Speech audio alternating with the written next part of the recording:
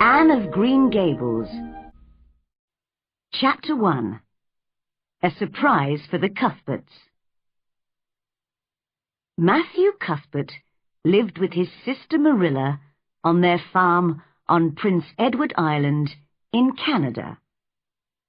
Their farmhouse, Green Gables, was just outside the little village of Avonlea.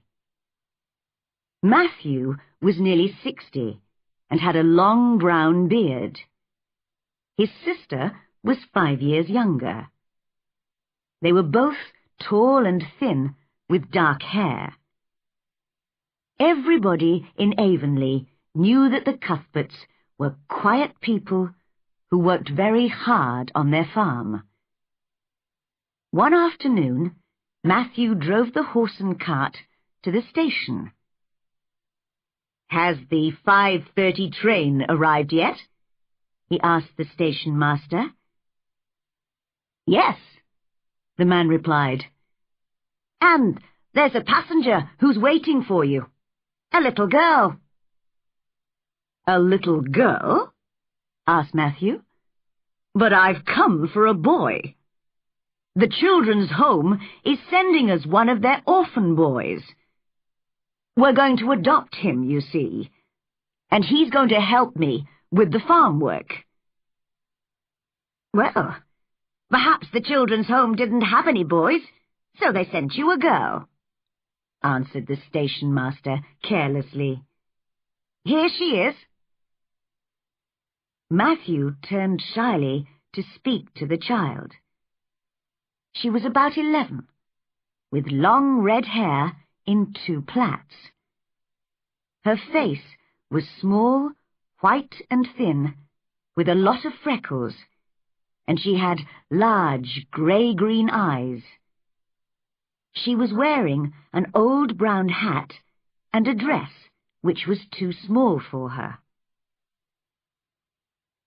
"Are you Mr. Cuthbert of Green Gables?" she asked excitedly, in a high, sweet voice. "I'm very happy to come and live with you and belong to you. I've never belonged to anyone, you see. The people at the children's home were very kind, but it's not very exciting to live in a place like that, is it?" Matthew felt sorry for the child. How could he tell her that it was all a mistake? But he couldn't just leave her at the station. He decided to take her home with him.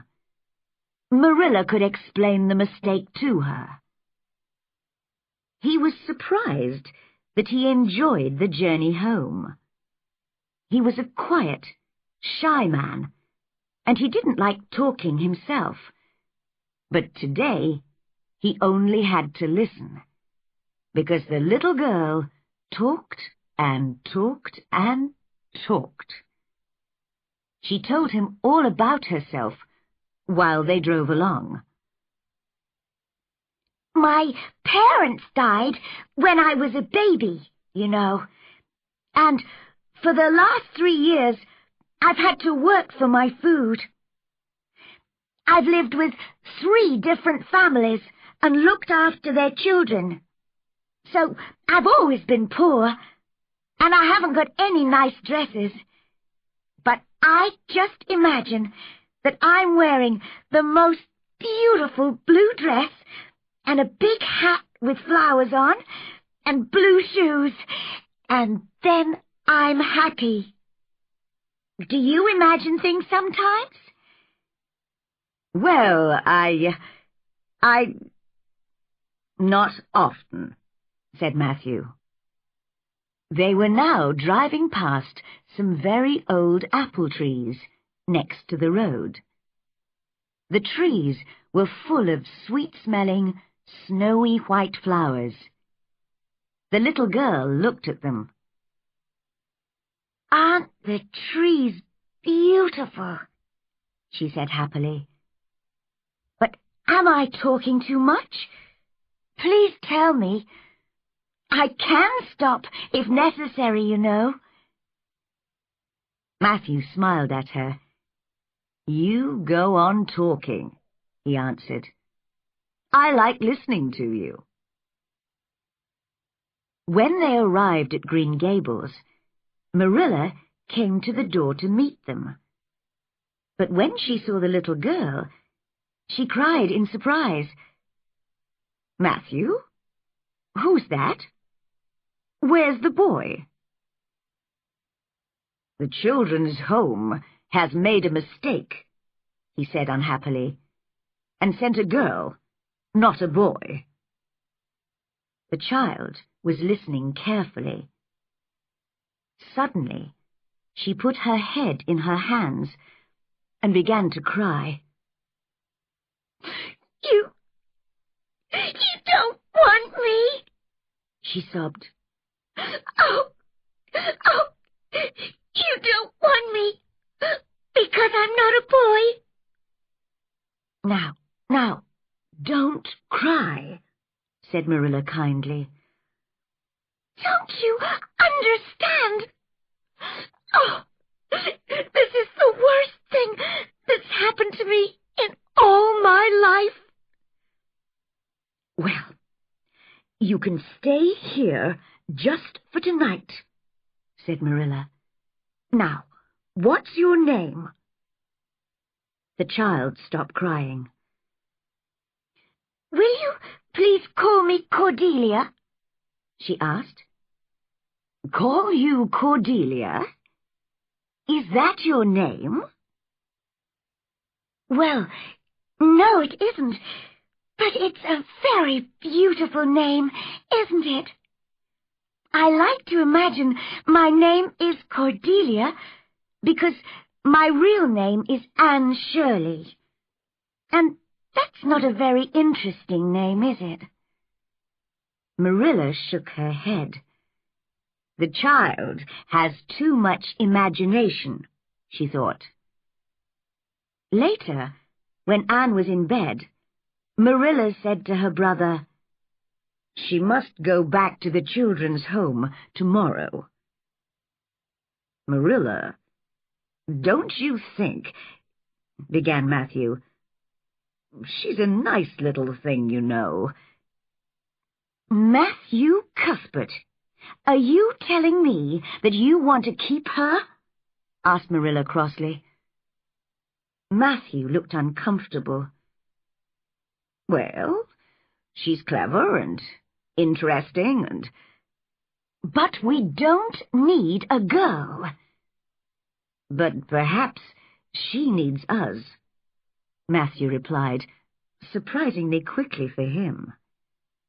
"She's had a very unhappy life up to now, Marilla. She can help you in the house. I can get a boy from the village to help me on the farm. What do you think?" Marilla thought for a long time. "All right," she said in the end. "I agree. The poor child can stay. I'll look after her." Matthew smiled happily. "Be as good and kind to her as you can, Marilla. I think she needs a lot of love." Chapter 2. At Green Gables. And so the next morning, Marilla said, "Well, Anne, Matthew and I have decided to keep you. Only if you're a good girl, of course." "Why, child? What's the matter?" "I'm crying," sobbed Anne, "because I'm very happy. It's beautiful here. People say I'm very bad, but I'll try very hard to be good. Oh, thank you. Thank you." "Now, stop crying, child," said Marilla a little crossly, "and listen. We're going to adopt you and send you to school after the summer holidays." Anne stopped crying. "Can I call you Aunt Marilla? I've never had any family at all, So I'd really like to have an aunt. We could imagine that you're my mother's sister." "I couldn't," answered Marilla firmly.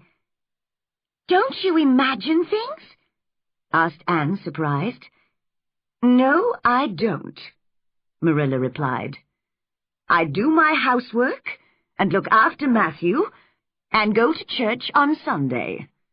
There's no time for imagining things in this house. Just remember that, Anne." Anne was silent for a few minutes. Then she said, "Marilla, do you think I'll find a best friend in Avonlea? Someone who really understands me and knows all my secrets. I've always wanted a friend like that." "Our friends, the Barrys, have a daughter called Diana, who's 11 like you. But if you want to play with her, you'll have to be very good. Mrs. Barry is very careful about Diana's friends." "Diana! What a beautiful name," said Anne excitedly. "Her hair isn't red, is it? I hope it isn't." She looked sadly at her red plaits. "I hate my hair." "Diana has dark hair. She's a good, clever girl. Try to be like her, Anne."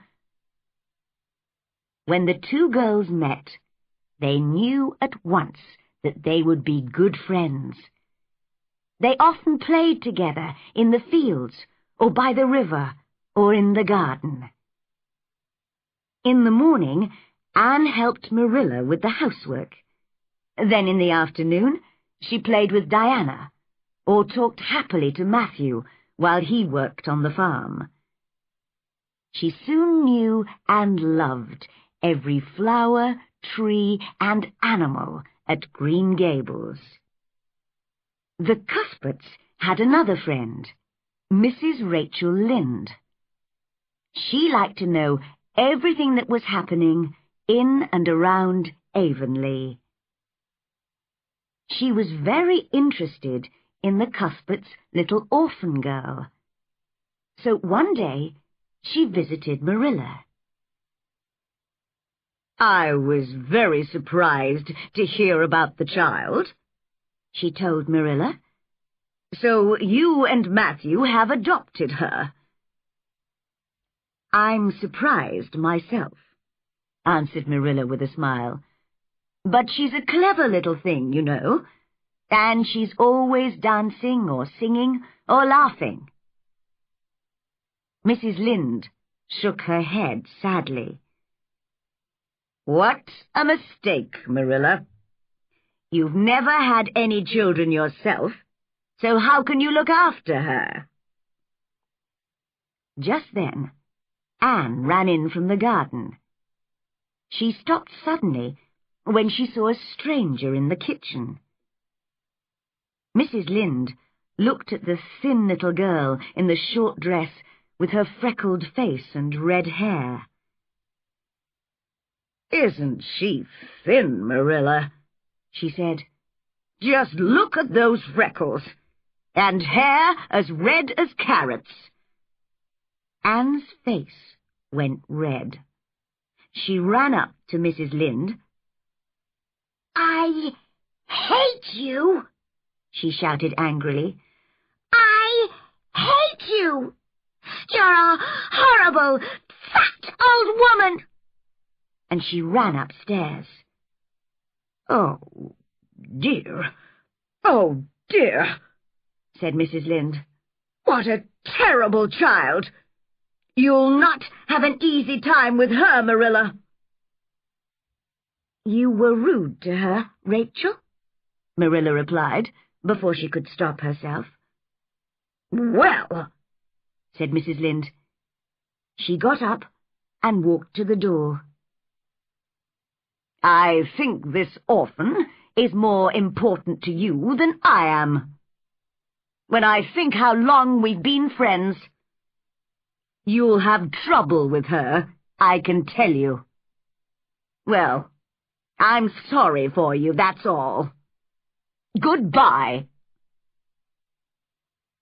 Marilla went upstairs to Anne's room. The child was lying on her narrow bed, sobbing loudly. "You mustn't get angry like that, Anne. Mrs. Lynde is my friend, and you were very rude to her." "She was rude to me," said Anne. "She said I was thin and freckled and red-haired. It was very unkind." "I understand how you feel," said Marilla, "but you must go to her and tell her you're sorry." "I can never do that," said Anne firmly. "Then you must stay in your room and think about it. You can come out when you agree to say that you're sorry." Anne stayed in her room all the next day. Downstairs, the house was very quiet without her. That evening, while Marilla was busy in the garden, Matthew went up to Anne's room. The child was sitting sadly by the window. "Anne," he said shyly, "why don't you say you're sorry? Then you can come down, and we can all be happy." "I am sorry now," said Anne. "I was very angry yesterday. But do you really want me to—" "Yes, do, please. It's lonely downstairs without you. But don't tell Marilla I've talked to you." Marilla was pleased to hear that Anne was sorry. Later that evening, when she and Anne were in Mrs. Lynde's warm kitchen, Anne suddenly fell on her knees. "Oh, Mrs. Lynde," cried the little girl, "I'm very sorry.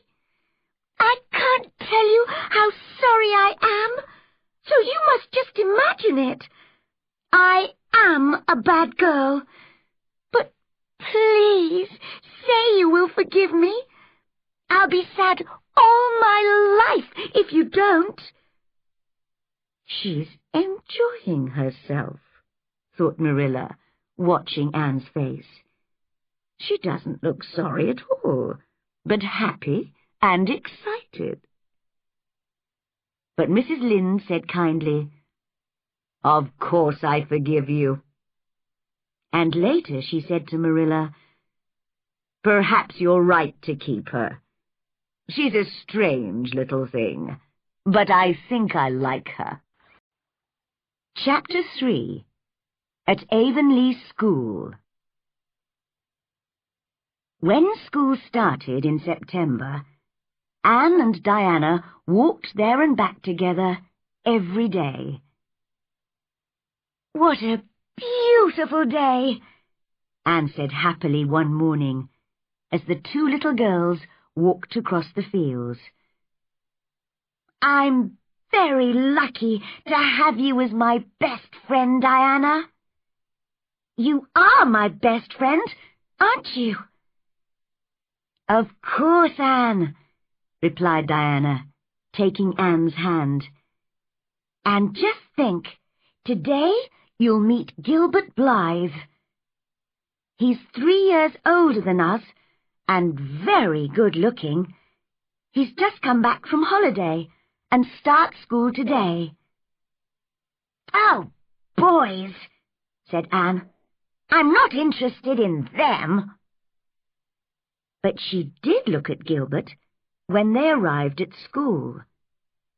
He was a tall boy with curly brown hair and a friendly smile. "He is good-looking," Anne whispered to Diana. "But why does he smile at me? He doesn't know me." Avonlea school was quiet that day. The teacher, Mr. Phillips, was helping some of the older children at the back of the schoolroom. Anne was looking out of the window at the reds and yellows of the trees and the silvery blue of the river. She was far away in the world of her imagination. But Gilbert wanted her to look at him. He whispered to her, but she did not move.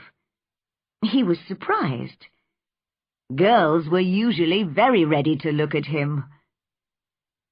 Suddenly he put his arm out, pulled her red plaits, and said in a loud whisper, "Carrots! Carrots!" Anne jumped up and looked angrily at Gilbert. "You horrible boy!" she cried. "I hate you!" And then she brought her heavy book down on Gilbert's head. Mr. Phillips heard the noise and came slowly to the front of the schoolroom. "And Shirley, why did you do that?" he asked. She stayed silent.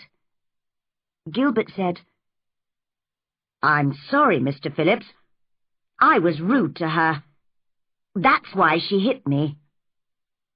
But the teacher did not listen to Gilbert. "I cannot have bad children in my school," said Mr. Phillips firmly. "Anne, go and stand in front of the class."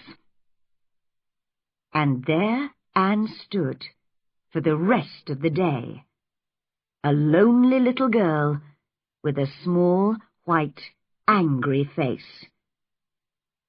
"I hate Mr. Phillips," she thought, "and I'll never look at or speak to Gilbert Blythe again."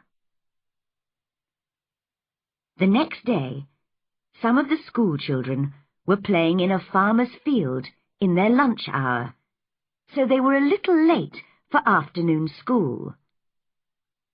Anne ran into the classroom at the same time as the boys, just after the teacher. "You're late, Anne," said Mr. Phillips. "You won't sit with Diana today. I see that you enjoy being with the boys very much, so go and sit next to Gilbert this afternoon." Anne's face went white. "He can't mean it," she thought. "Did you hear me, Anne?" asked Mr. Phillips. "Yes, sir," said Anne, and moved slowly to Gilbert's desk. There she sat down and put her head on the desk, with her arms over it. "This is the end," she was thinking. "I wasn't the only person who was late, and he sent me to sit with a boy, and that boy is Gilbert Blythe." The rest of the day went very slowly for Anne. When it was time to leave, she went to her desk, next to Diana's, and took all her books, pens and pencils with her. "What are you doing, Anne?" asked Diana. "I'm not coming back to school," replied Anne firmly. "Oh, but Anne, we're reading a new book next week, and we're playing a new game on Monday, and it'll be very exciting, and you'll miss it, Anne." But Anne was not interested. "I'm sorry, Diana," was her only answer. That evening, Marilla ran round to Rachel Lynde's house. "Rachel, please help me. Anne says she won't go back to school. What am I going to say to her?" Mrs. Lynde already knew about Anne's troubles at school. and she was always very pleased when people asked her to help. She smiled and sat back comfortably. "I've had 10 children myself, so I know all about them," she said. "Anne can stay at home for a while. She'll want to go back to school again soon, I'm sure." So Anne stayed at home, and only saw Diana in the evenings. She was a child who felt very strongly. She hated Gilbert Blythe, but she really loved Diana. One evening, Marilla found Anne crying in the kitchen. "What's the matter, child?" she asked in surprise. "I love Diana very much," sobbed Anne. "I can't live without her, Marilla. But what will happen when she marries? I hate her husband already. I can imagine her in the church in her long white dress, and then she'll go away, and I'll never see her again." Marilla turned away to hide her smiling face. What a strange, funny child Anne was. Marilla tried not to laugh, but she couldn't stop herself. "You and your imagination, Anne Shirley," she cried, and she laughed and laughed. Mrs. Lynde was right, of course. After a few days, Anne decided to go back to school. All the children were pleased to see her again, but she did not speak to Gilbert Blythe. Chapter 4. More Trouble for Anne. "I think I'll ask the new vicar, Mr. Allen, and his wife to tea on Wednesday," said Marilla one day. "Oh, yes, please do," cried Anne excitedly.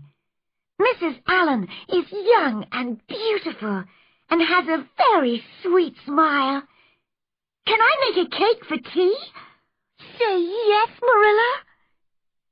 Marilla agreed, and for the next few days Anne planned what she would put in her cake.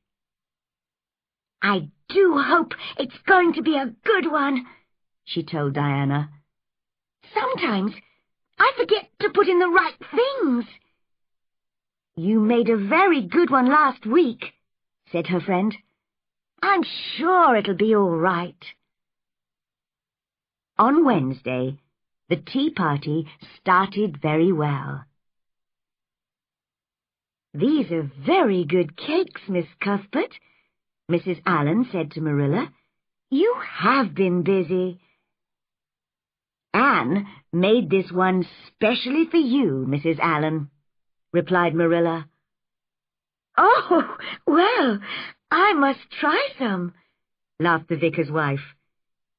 But after the first mouthful, there was a very strange look on her face.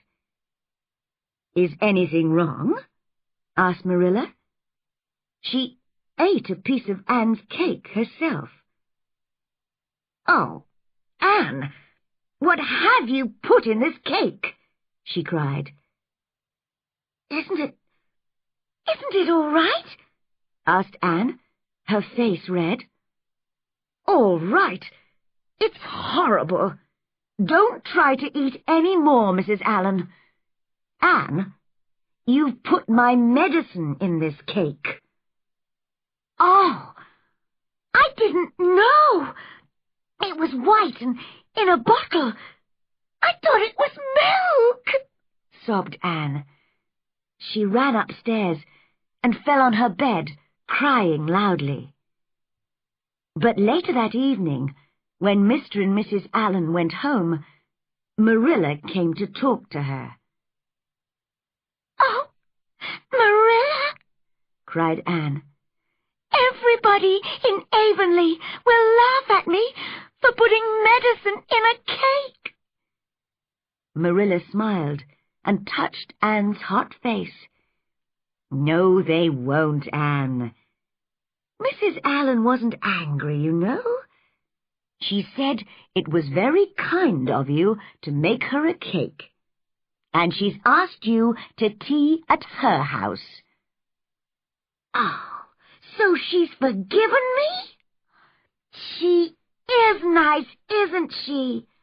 said Anne thankfully. "Why do I get into trouble like this? Perhaps I won't make any mistakes tomorrow." Marilla shook her head, still smiling. "You'll think of something, Anne. You're very good at making mistakes." Spring came with its bright green leaves and early flowers. One April evening, Marilla came home late after visiting friends. She found the kitchen empty and no supper on the table. "Where's Anne?" she thought crossly. "I told her to get the supper ready." She hurried upstairs to Anne's room and found the girl sobbing on her bed. "Don't look at me, Marilla," Anne cried. "I know I'm bad. I know I am." "What is the matter?" asked Marilla. "Are you ill?" "Oh, Marilla, I just want to die. Look at my hair." And Marilla saw that Anne's long, thick red hair was now a horrible, dark green. "Oh, Anne," she said, "what have you done now?" I bought a bottle of something special from a man who came to the door. He said it would change my hair from red to black. Oh, I know it was stupid of me, but what shall I do?" They washed Anne's hair again and again, but it was still green. Anne stayed at home for a week, saw nobody, and washed her hair every day. But at the end of the week, Marilla said, "I'm sorry, Anne. We'll have to cut it all off. You can't go to school with green hair." Anne had to agree. "Perhaps this will teach me not to think about being beautiful," she said sadly. Everybody was surprised to see Anne with very short hair, but no one learned the secret.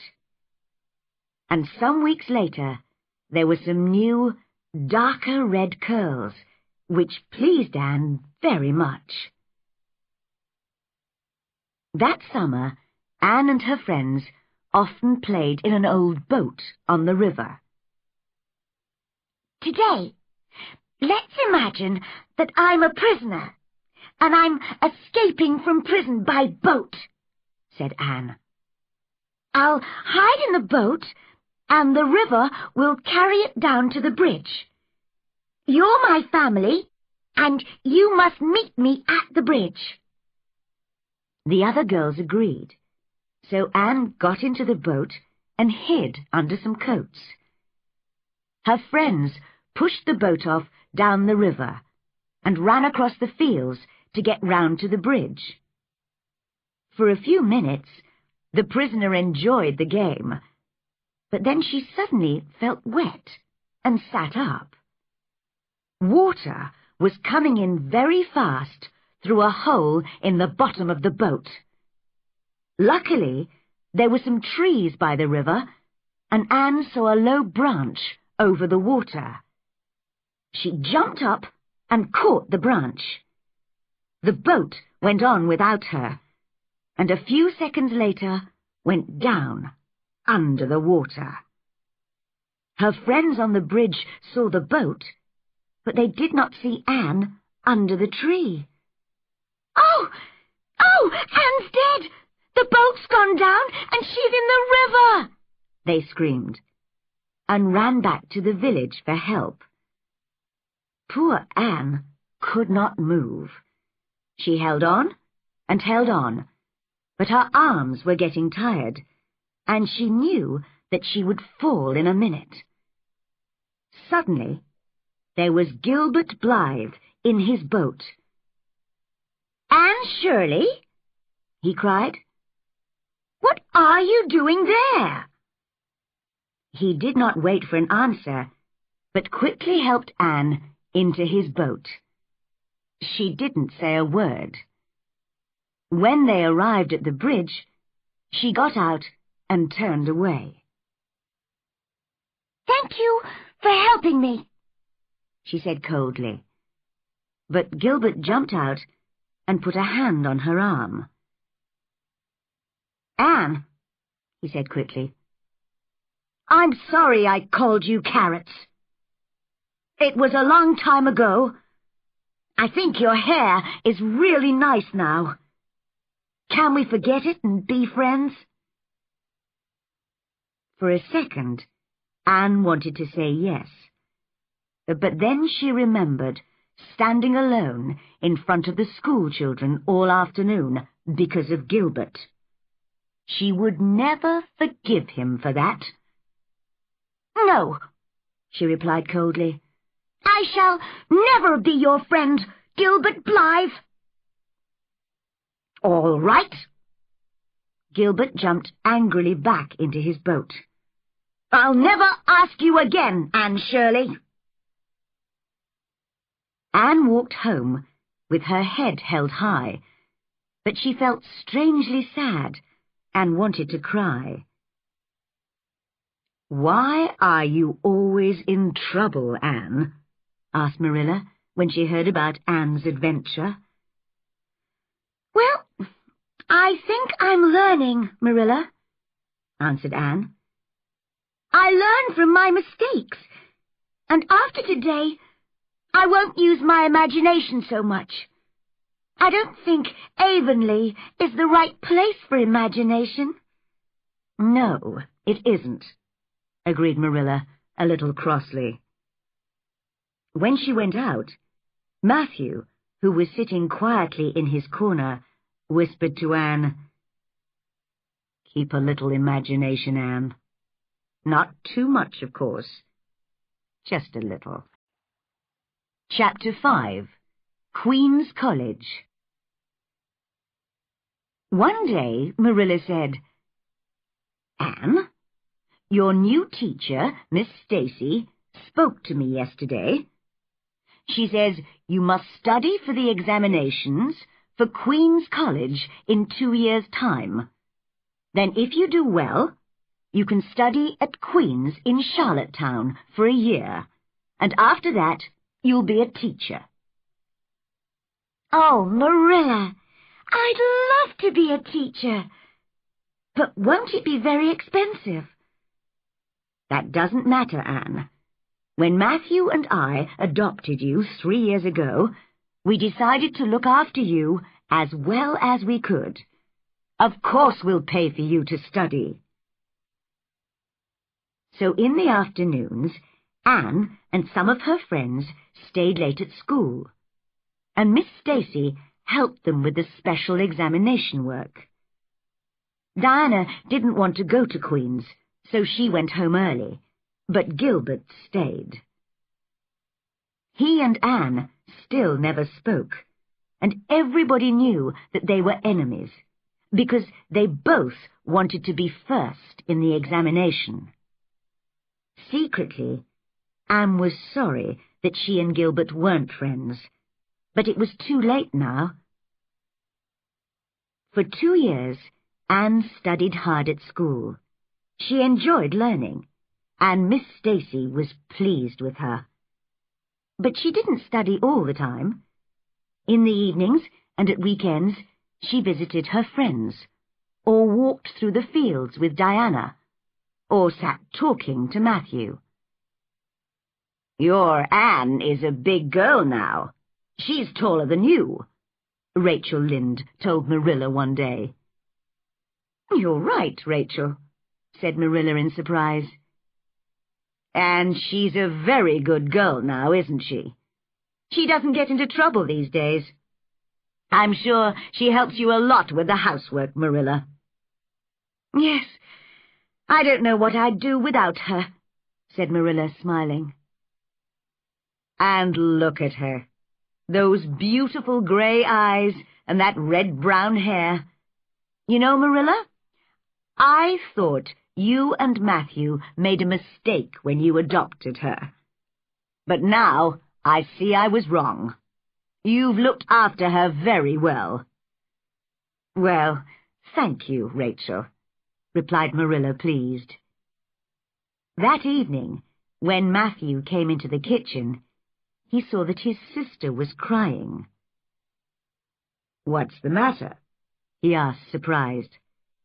"You haven't cried since, well, I can't remember when." "It's just, well, I was thinking about Anne," said Marilla. I'll miss her when she goes away." "When she goes to Queen's, you mean?" "Yes, but she can come home at weekends on the train." "I'll still miss her," said Marilla sadly. In June, the Avonlea boys and girls had to go to Charlottetown to take their examinations. "Oh, I do hope that I've done well," Anne told Diana when she arrived back at Green Gables. "The examinations were very difficult, and I've got to wait for 3 weeks before I know. 3 weeks! I'll die!" Anne wanted to do better than Gilbert, but she also wanted to do well for Matthew and Marilla. That was very important to her. Diana was the first to hear the news. She ran into the kitchen at Green Gables and shouted, "Look, Anne! It's in Father's newspaper! You're first, with Gilbert! Out of all the students on the island! Oh, how wonderful!"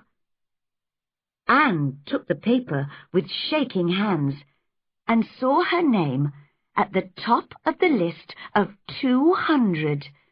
She could not speak.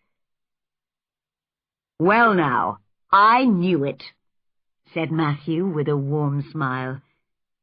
"You've done well, I must say, Anne," said Marilla, who was secretly very pleased. For the next 3 weeks, Anne and Marilla were very busy. Anne needed new dresses to take to Charlottetown. The evening before she left, she put on one of her new dresses to show Matthew. Marilla watched the happy young face. She remembered the strange, thin little child with her sad eyes who arrived at Green Gables 5 years ago, and she started crying quietly. "Marilla, why are you crying?" asked Anne. "I was just thinking of you when you were a little girl," said Marilla. "And you're going away now, and I'll be lonely without you." Anne took Marilla's face in her hands. "Marilla, nothing will change. Perhaps I'm bigger and older now, but I'll always be your little Anne, and I'll love you and Matthew and Green Gables more every day of my life." Marilla could not say what she felt, like Anne, but she could show it. She put her arms round her girl and held her close to her heart.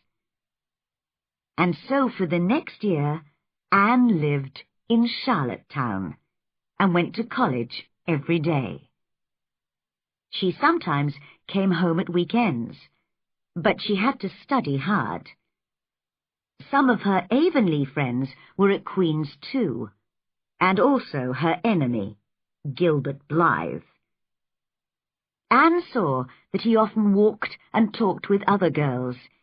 She felt sure that she and Gilbert could have some interesting conversations, but she didn't want to be the first to speak to him, and he never looked at her. There were examinations at the end of the college year in May. Anne studied very hard for them. I'd love to get the first place, she thought. Or perhaps I could get the Avery Prize.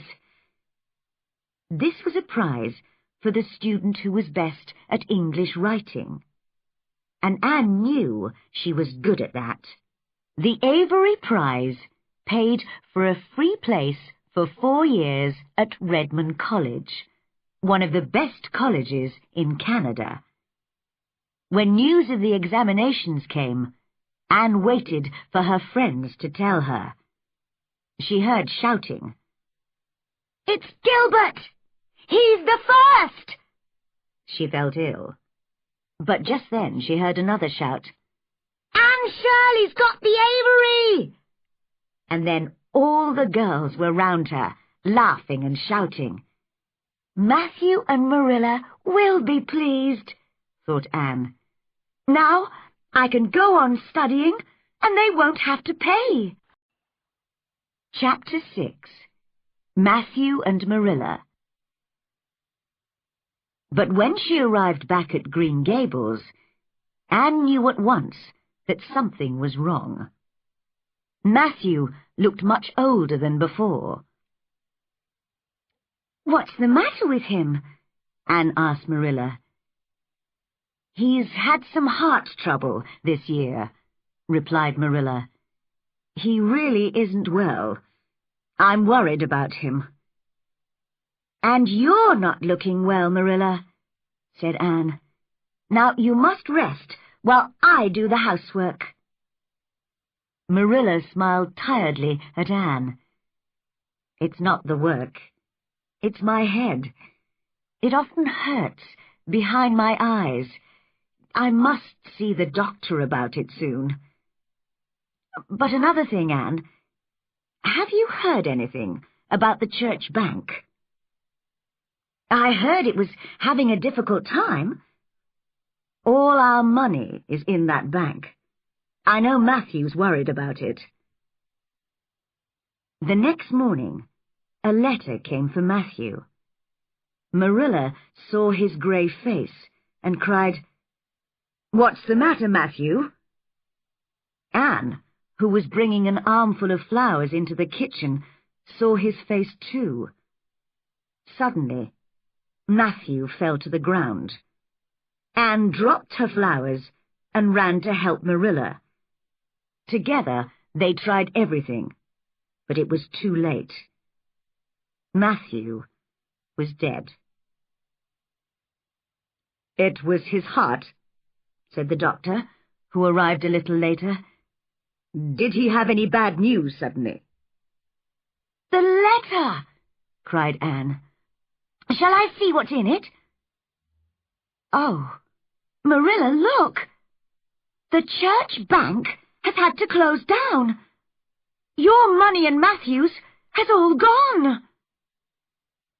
Everybody in Avonlea was sorry to hear that Matthew was dead.